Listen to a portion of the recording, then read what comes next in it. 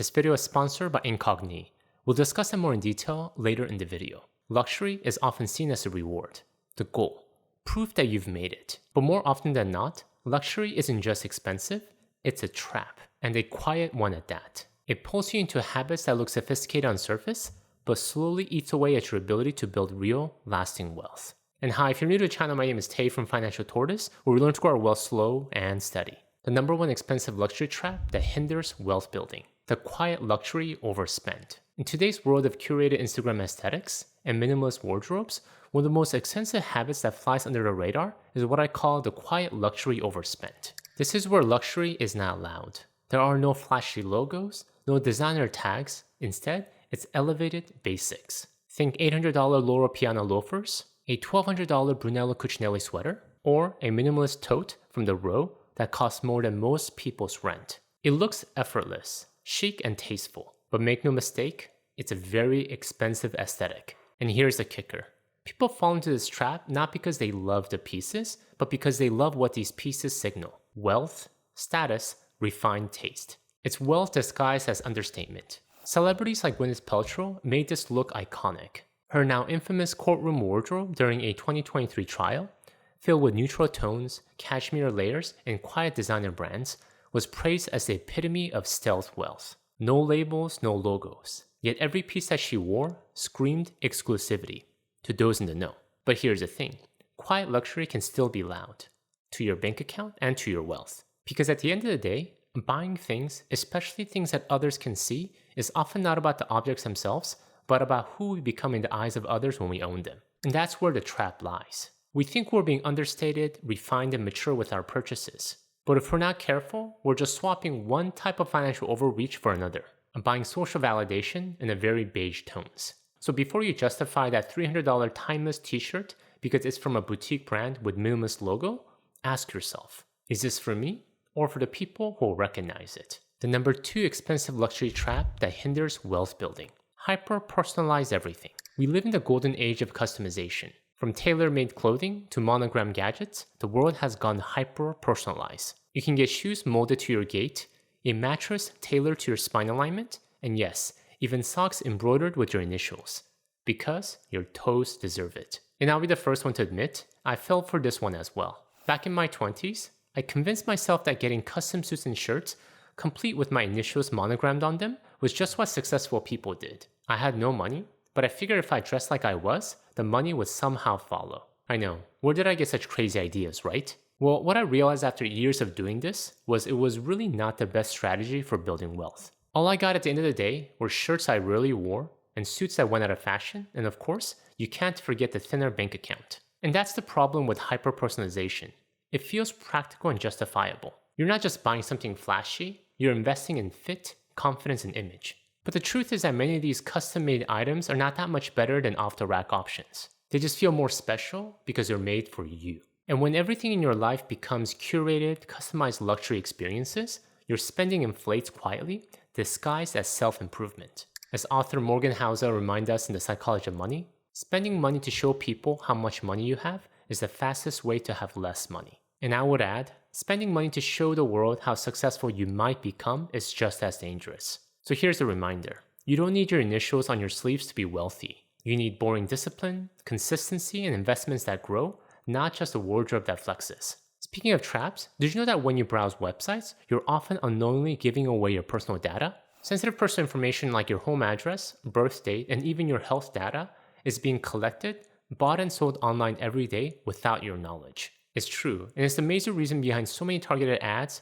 spam calls, junk mails, and even identity theft. I've personally experienced how invasive this can be, constantly needing to battle unwanted robocalls and spam emails. And I'm sure most of you guys watching this video have experienced this as well, which is why I'm excited to talk to you about today's video sponsor, Incogni. Incogni is a service that automatically contacts data brokers and people search sites on your behalf to request the removal of your personal data. While you can do this yourself by asking data brokers to delete your personal information, the process could take hundreds of hours and need constant repetition because your data keeps resurfacing. Well, with Incogni, no worries. It's fully automated. Here's how they protect your privacy in 3 easy steps. 1. You create an account and tell Incogni whose personal data they'll be removing. 2. You grant Incogni the right to work for you. They'll contact data brokers on your behalf to request your personal data removal. And 3, you kick back and watch Incogni work. They'll handle any objections from the data brokers and keep you updated on the progress every step of the way. And that is it. And what I appreciate most about Incogni is their proactive approach. They continuously monitor these sites and automatically conduct repeated removals if your information reappears. This eliminates the ongoing hassle of manually tracking and managing your personal information. I mean, just think about how nearly impossible it is to stop junk mail on your own. And the best part of using Incogni, you have less unwanted spam calls, you have less unwanted spam emails, and you have less of your sensitive personal information floating online for people to exploit. With Incogni, you're in charge of your own data. So don't wait. Use my special code TAKEKIM at the link below to get an exclusive 60% off an annual Incogni plan. It's risk-free with 30-day money-back guarantee, so you have nothing to lose except a constant worry about your online privacy. Alright, with that said, let's get back to the video. The number 3 expensive luxury trap that hinders wealth building. Believing expensive equals effective self-care. Self-care is important, no argument there. But in today's world, the definition of self-care has been hijacked by luxury marketing. Somehow it's no longer enough to take a walk, call a friend, or get a good night's sleep. Now, it has to be a $180 massage with lavender steam therapy, a $250 facial using imported seaweed from the coast of Iceland, or a weekend getaway at a wellness retreat where the green juice costs more than your monthly gym membership. And we start to believe that the more expensive the self-care, the more effective it must be. But the truth is, real self-care doesn't need to be luxurious. It just needs to work. A $2 journal can do more for your mental clarity than a $200 exotic bath session.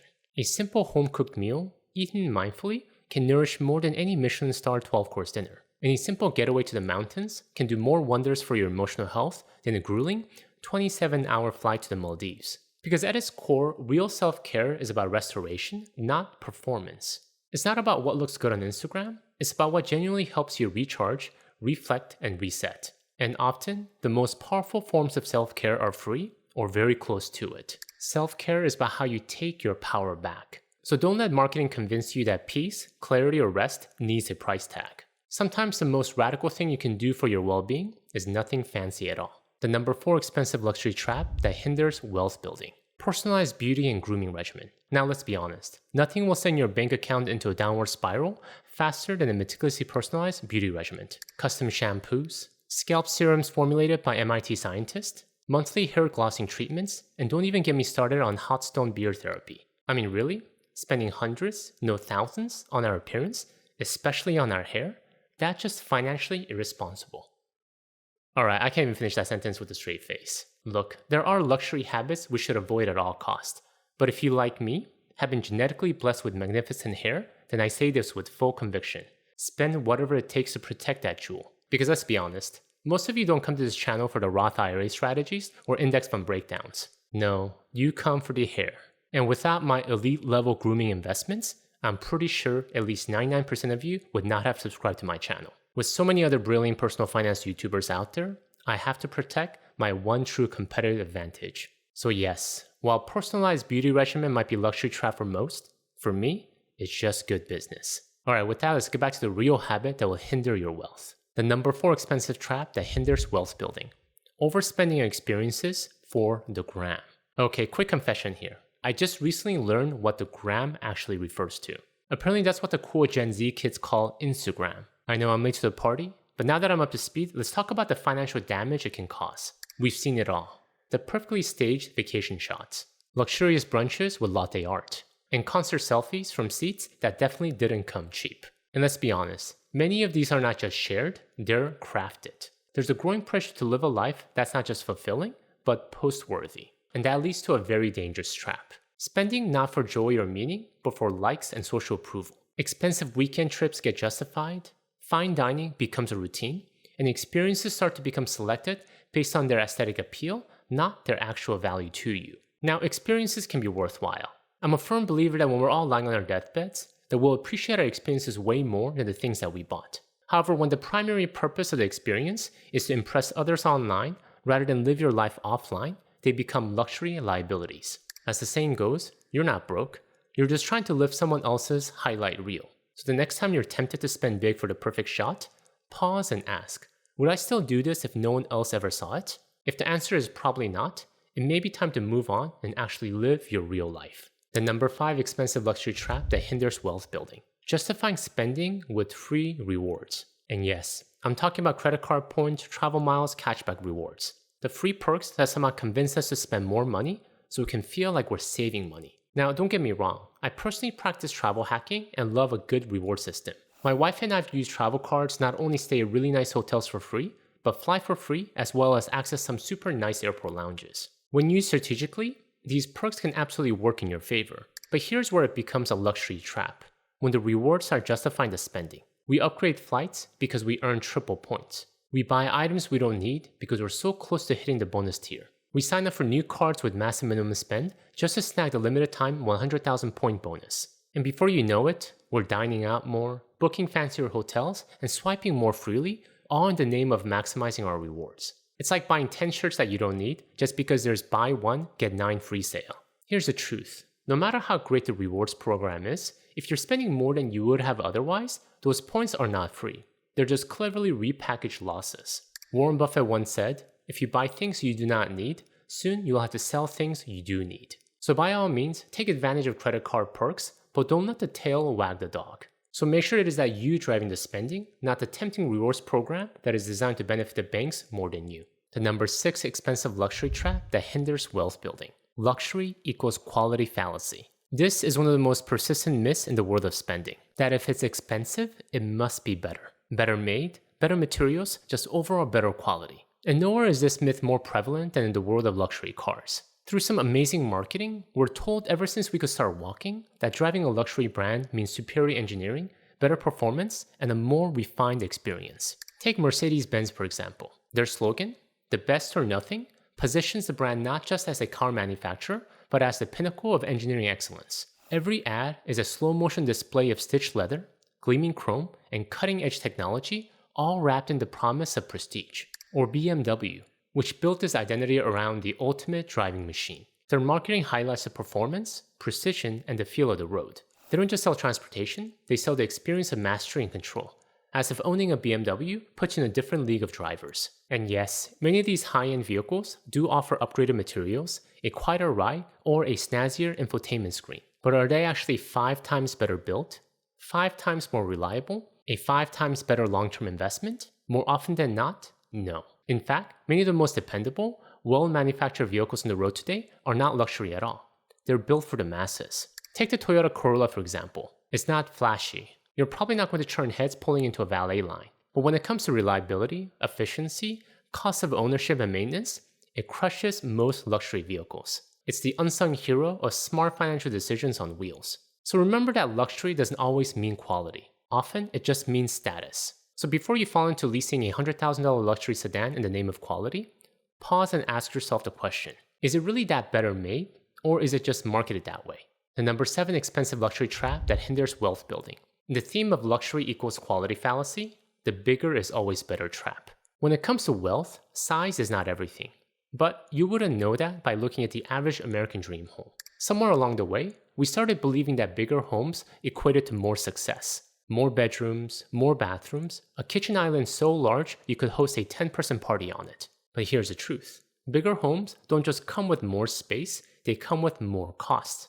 More to heat, more to cool, more to clean, more to furnish, more to maintain, and most importantly, more to mortgage. And this belief really hits home for me. Currently, my family and I are on a world travel journey. We've had the good fortune to spend some extensive time in Europe as well as Asia. And one of the biggest eye-openers has been just how efficiently people live. Right now we're in Japan, and our family of 4 is comfortably living in a home built in a lot size of just 500 square feet. That's basically the size of one room in our old house back in California. Right now the camera that I'm filming with is set at one end of the house, and the far back wall behind me is the other end of the house. That is it. That is the whole house. And I'll be honest, when I was first looking for a home to stay in and I saw the size, I thought, there's no way we can make this work. But once we started living in it, we realized just how much extra space we did not need. It made us reflect on how much of our housing in the US is driven by lifestyle inflation and social comparison, not actual utility. Now, if you got a large family or specific needs, that's one thing. But more often, people buy more home than they'll ever use simply because they can. In the States, the size of one's home has become a status symbol, a trophy, and a very expensive trophy at that. In talking about trophies, what is another luxury trophy that many of us fall for? Exclusivity. which leads to the next luxury trap. The number 8 expensive luxury trap that hinders wealth building: chasing exclusive investments. There's something undeniably seductive about exclusive investments. Private equity deals no one else has access to. Rare wines, fine art, or watches that only a handful of collectors in the world own. Even fractional ownership in vacation villas or luxury assets with long, impressive names. These investments whisper sophistication, status, and insider access. But beneath that sleek exterior is a major financial flaw. They're often illiquid and highly speculative. Illiquid means you can't easily sell them when you need to. There's no public market, no click-to-withdraw option. If your financial situation changes or the market shifts, it's going to be a challenge trying to offload your rare 1990s Bordeaux collection for anything close to what you paid for. And speculative? Many of these assets are priced more based on perception and scarcity rather than intrinsic value or reliable returns. And let's be honest, most of the time, these exclusive investments are not about financial fundamentals. They're about prestige. They make us feel like we've made it, like we're part of some secret, upper echelon of wealthy individuals. But here's the truth. Real wealth is not exclusive. It's accessible and it's simple. And it's often built with boring stuff like index funds, dollar cost averaging, and long time horizon. Not velvet rope investments that sound impressive at dinner parties. So before you put your money into something exclusive, ask yourself, is this really an investment? Or is it just an expensive status theater? If you don't know who the sucker at the table is, it is you. Alright, while we're at the topic of exclusive investment, you might be thinking, I get it. I understand the need to avoid these unnecessarily complex and expensive options. But knowing that, you're still not sure of your next steps. You're asking yourself, how do I make good investment decisions from here? To help you with that, I'd like to offer you a free resource. By taking a few minutes to complete the investor assessment quiz, a short series of simple questions, you'll receive a free, personalized investing plan. We'll provide insights into your investor type, a sample portfolio aligned with your style, and practical strategies to help you stay focused and move confidently towards your financial goals. You'll find a link in the description below, and it's completely free. My gift to you for sticking with me through my dry and boring videos. Alright, with that, let's get back to the video. The number 9 expensive luxury trap that hinders wealth building: gifting lavishly and frequently. There's a subtle luxury trap that hides under the noble act of generosity, the habit of constantly giving lavish gifts. Now, let me be clear, generosity is a beautiful trait. Giving to others is one of the most rewarding parts of building wealth. But when generosity turns into a luxury performance, it quietly chips away at your financial foundation. And many of us have been there.